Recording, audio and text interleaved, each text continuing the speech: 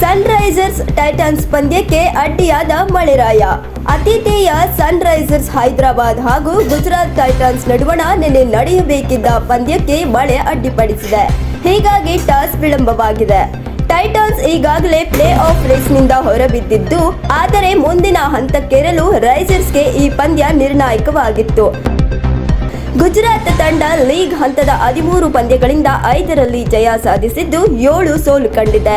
ಉಳಿದ ಒಂದು ಪಂದ್ಯ ರದ್ದಾಗಿದೆ. ಹೀಗಾಗಿ ಪ್ಲೇ ಆಫ್ ಬಾಗಿಲು ಈ ತಂಡಕ್ಕೆ ಮುಚ್ಚಿದೆ.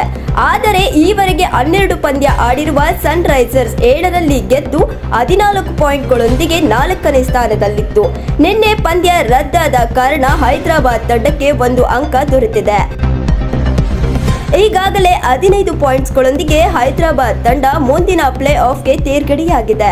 ಉಳಿದಿರುವ ಒಂದು ಸ್ಥಾನಕ್ಕಾಗಿ Chennai super Kings, royal Challengers Bengaluru, Delhi capitals ಹಾಗೂ ಲಕ್ನೋ ಸೂಪರ್ ಜೈಂಟ್ಸ್ ತಂಡಗಳಿಗೆ ಪೈಪೋಟಿ ಏರ್ಪಡುತ್ತದೆ.